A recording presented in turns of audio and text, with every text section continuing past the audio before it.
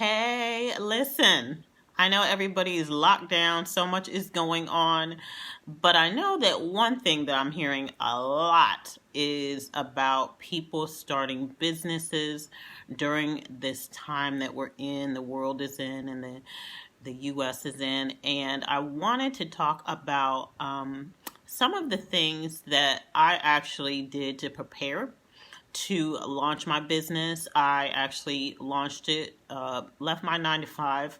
I did not have any overlap or anything like that. When I left, I had absolutely no clients. Okay. I do not advise that, but I had no clients. And in addition, I was determined that I was not going to be an entrepreneur that would be racking up a whole bunch of debt. I never had a bunch of debt when I launched. And I just want to share a couple of things that I did when I did leave my 9 to 5 and start my business, and a couple of things that I wish I would have prepared for, right? And then certain things that I just want to tell you about circumventing any debt that you might accrue, just some wisdom nuggets or whatnot regarding how you need to go about the process and the journey of being an entrepreneur. So the first thing I want to talk about is setting goals, being very strategic. Now, when I launched my business and left my 9 to 5, the Lord told me, He spoke to me and basically told me that I had to go.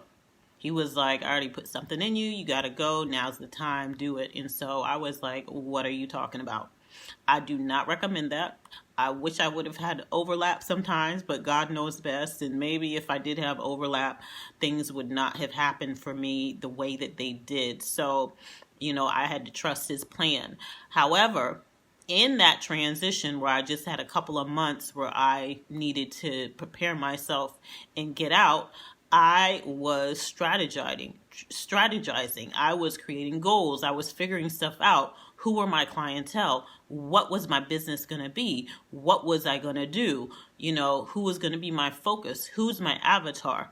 And if you're not familiar with avatar, it's basically just a prototype of the person that you are focusing your business needs to, or the type of business that you're focusing on. So basically, you're saying, it's a female, it's a male, you're naming the person, what do they like, what do they dislike, someone who you can keep focused in your mind as this is my clientele.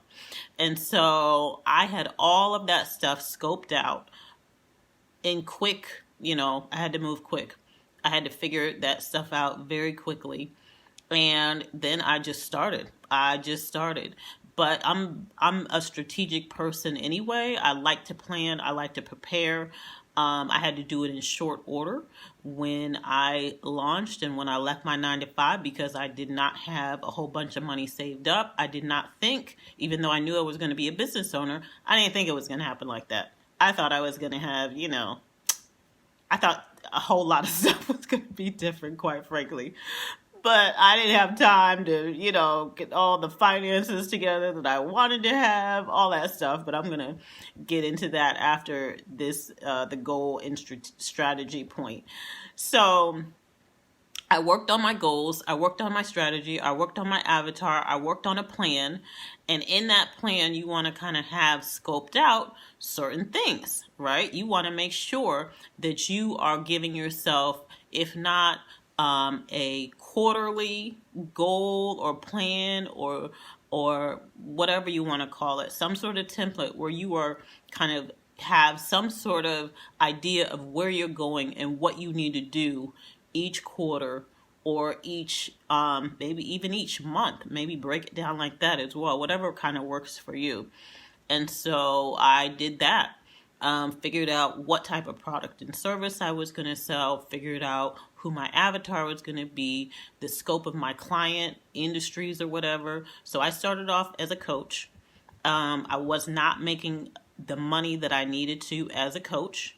I had one long-standing client and then some other ones or whatever, but again, I wasn't making the money that I really needed to, and so I was praying about it or whatever, and I really felt like the Lord was saying to go into the HR, my human resources background or whatever. I've been an HR executive for multiple years, and so I really started launching that business.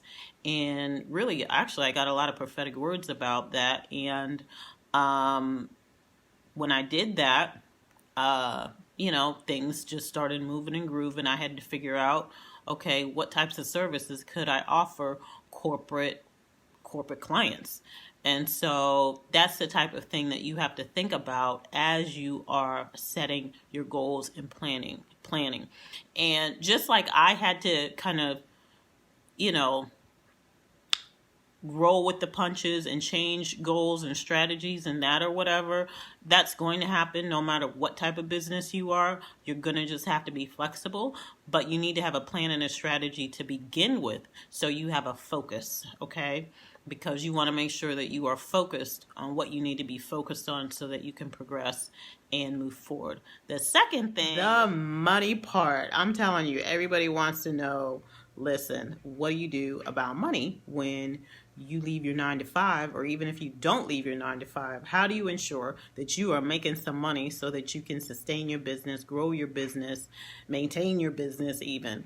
And one of the things that I did when I started was that I cut out any and all unnecessary expenses, okay? That meant there were no trips in the immediate future.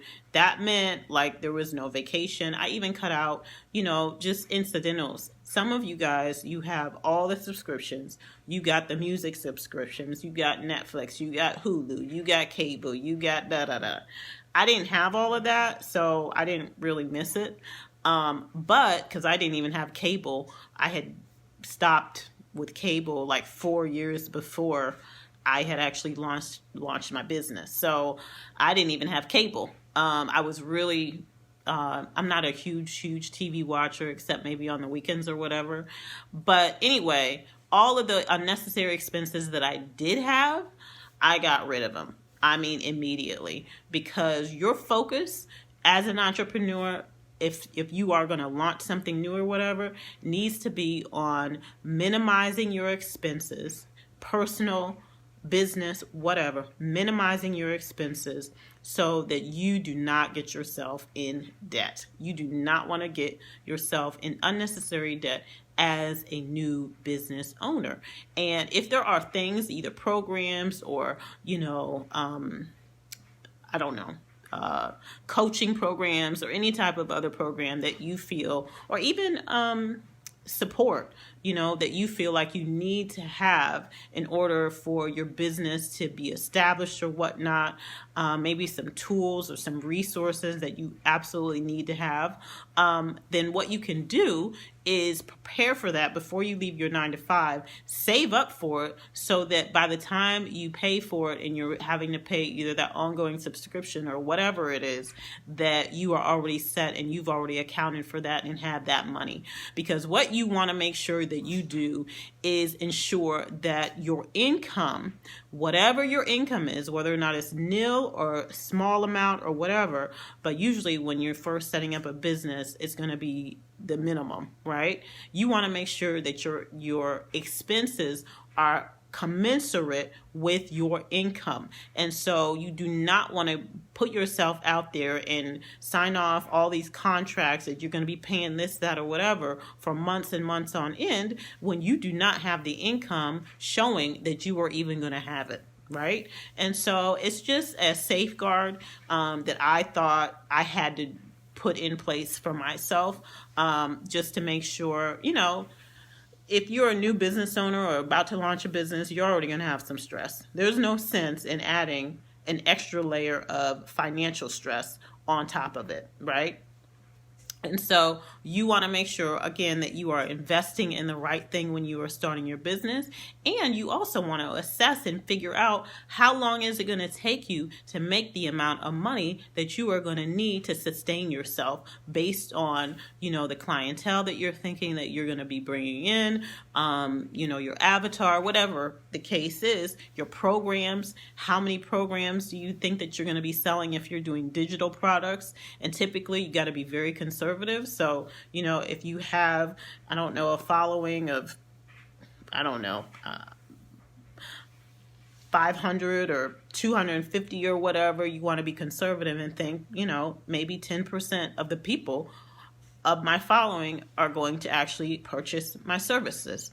So you have to kind of think strategically about your finances as you're actually considering your goals and strategizing out how to move forward with your business. So give yourself some time frames. And again, just like with the goals that we talked about before, they're going to, they might waffle, they might waver, they might change, they might morph or whatever, but give yourself some time frames so at least you have some parameters as to knowing, this is how much I want to make by this point, this is how much I want to have by this point, and these are the things that I got to do to set myself up to get there, okay? So the third thing that I want to share with you is preparing yourself mentally. Listen, it takes a lot of energy if you're going to be a new business owner and really be serious about investing the amount of time, energy, and heart into this new business that you need to. And so you really want to make sure that mentally that you are ready. Reading more, being prepared mentally for what you are taking on. Become a student of people who have already done it before you, learn about things that have helped them, resources, tips, tools, have things in place for you, even if it's something where you think that you need a coach. I didn't have a coach. At times I wish I would have had a coach, but certain things I was able to really glean from those who kind of went before me in the industry or whatnot, or in the areas that I was in. And so just being mentally prepared is really something that I think is key.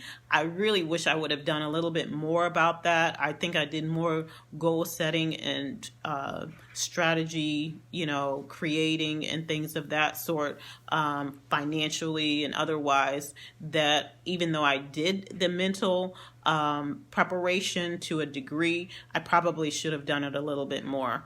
And even one thing that I want to talk about that I did not do as much as I wish I would have, is to prepare myself physically.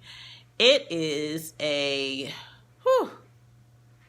going to tell you, if you starting a business and once again, you're serious about it and you really want to invest the time and energy into it that's going to make it successful, then it is like a treadmill. And so being able to sustain and continue to go on and keep your energy up and all of that stuff is so key. And not only your energy, but because of the level of stress that it can sometimes be at times with your business, you want to make sure that you keep all the endorphins up that you can, right? And so keeping your mood up, keeping your energy up, staying strong, feeling fit and healthy. I launched my business during the winter time, and so I'm not one necessarily to go to the gym, but I do love to walk. And so in the wintertime, it's typically when my walking goes down, because ain't nobody getting up when it's 20 degrees to go outside and walk in the cold, okay? Let's just be real. But I wish I would have had other things that I would have been on schedule with, that I would have done inside to just prepare myself physically and to maintain that as I started my business. I think I'm on number 5. Number 5 are connections. Make sure you're connected with other new entrepreneurs, or not even new entrepreneurs, entrepreneurs in general. Make sure you're connected, because having those connections will be almost like a lifeline, right? You're going to need support throughout the journey. You're going to need ideas throughout the journey. You're going to need just fresh perspective. You're going to need somebody who understands the journey like nobody else. And just some interface with, right? So it's really good to have connections with other entrepreneurs who are walking it out just like you. And the last thing, I think this video is going a little bit longer than what I imagined, but the last thing that I wanted to share is, obviously, if you're preparing yourself to start a business, to launch a business, you really want to make sure that you do all of the basic business things that you need to do to establish yourself as a legitimate business. So get your license, register your business, put up a website if you can. It doesn't have to be fancy. I put up one of my websites three of my websites or whatnot for 3 of my businesses. So you don't have to have you don't have to be a, what is that called? Techie. You don't have to be an IT techie person. I'm not, but I can figure stuff out. And so a web developer, that's what I was going to say. So you want to just make sure that your presence is on the internet, on the web, because that's pretty much the thing that kind of,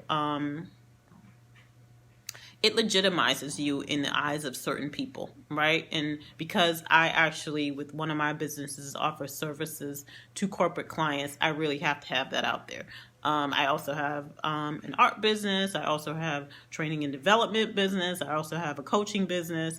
I did 3 of the 4 websites, and,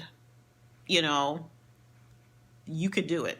You can do it without it costing you a ton of money if you are starting off and need to, just have something up. You can always update it later on. You can always change it, and you can always hire somebody to do it when you have more income. But get a website. So anyway, these are some tips,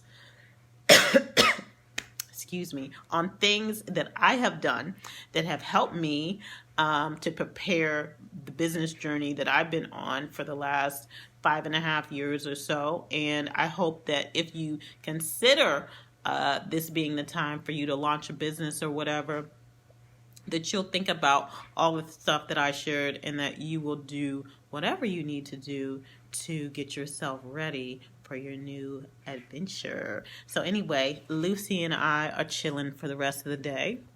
If you don't know Lucy, let me show her to you. This little dog, she can't be too far away from me, ever. She is always on my heels. And I just love her. You see my painting up there? I love that painting, Hope. I just love it. It's my favorite. One of my favorite Shannon M. art creations. And every time somebody asks me if they can buy it, I'm like, I'm not ready to let go of it yet. But anyway, I hope y'all have a good day. I hope this information was helpful, and I will talk to you later.